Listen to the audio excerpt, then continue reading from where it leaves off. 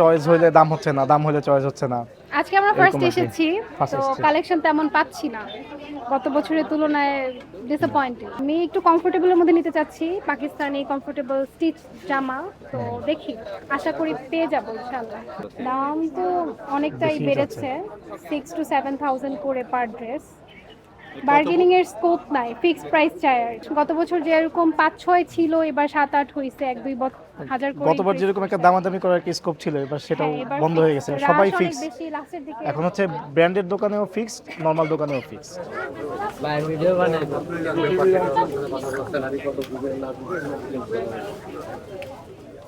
আমাদের আসলে main shop হচ্ছিল অথেন্টিক পাকিস্তানি প্রোডাক্ট।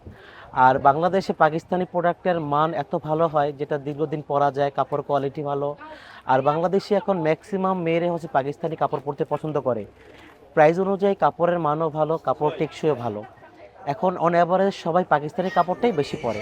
এখন তো আসলে ওই ইন্ডিয়াতে এখন ঝামেলা চলছে আর কি, যেহেতু এখন ইন্ডিয়া থেকে ওইভাবে কাপড় আসছে না, তো পাকিস্তানি কাপড় ঘুরে ফিরে এখন সবাই বোঝে যে কাপড়ের মান কোনটা ভালো, পাকিস্তানি হোক বা ইন্ডিয়ান হোক বা দেশি হোক।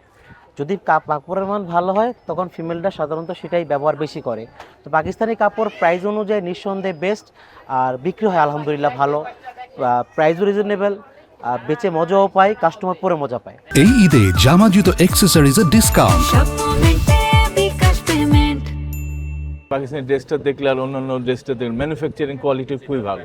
এটা কাজ হাতের কাছে শুরু করে ডিজাইনগুলি, পাথর বসানো, স্টোন বসানো, একদম নতুন নতুন সব কিছু এটা। এবং ফেব্রিক্সটা এবং কালারটা হাই কোয়ালিটির, এবং মানুষ পড়তে পছন্দ করতেছে। এবং যদিও একটু দাম বেশি, তো মানুষের ক্রয় ক্ষমতা বাড়িয়ে এটা নিয়ে যাচ্ছে। আসলে আমাদের ট্যাক্সের তো সম্পূর্ণ ট্যাক্স আর তো পাকিস্তানি পোশাক এখানে ইন করার কোনো উপায় নাই, যেহেতু এটা বাই ইয়ার ম্যাক্সিমাম এটা মানে ইম্পোর্ট হয়, সেই জন্য এটার দাম আসলে অতটা বাড়েনি।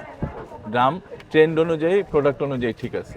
আমাদের যেমন লোয়েস্ট, যেমন বিন হামিদ থেকে নিয়ে তাওয়াক্কাল, আগা নূর, সব রকম ব্র্যান্ড আছে। মারিয়াবি, তেহানি, নূর সবই আছে আমাদের ব্র্যান্ড, সব রকমের ব্র্যান্ড আছে। লোয়ার থেকে হাই রেঞ্জ মধ্যে সবই আছে আমাদের।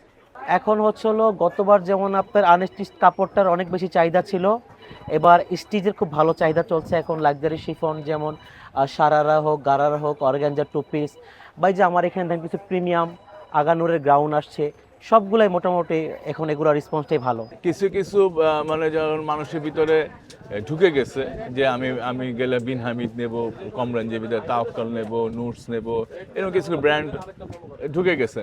বাট তার সাথে সাথে নতুন নতুন ব্র্যান্ডগুলি, জেপথান, তারপরে যে ব্র্যান্ড যেগুলি আছে, যৌনান, জামশাদের, অনেক ব্র্যান্ড ঢুকতেছে আর কি, যার ফলে একটা বিশাল একটা মার্কেট তৈরি হয়েছে পাকিস্তানে। আমরা যে মাল আনি বাইরে থেকে, আমাদের যে কেরিং চার্জটা বেশি পড়তেছে, কেরিং চার্জ বেড়ে যাওয়ার কারণে আমাদের প্রোডাক্টের দাম বাড়তেছে।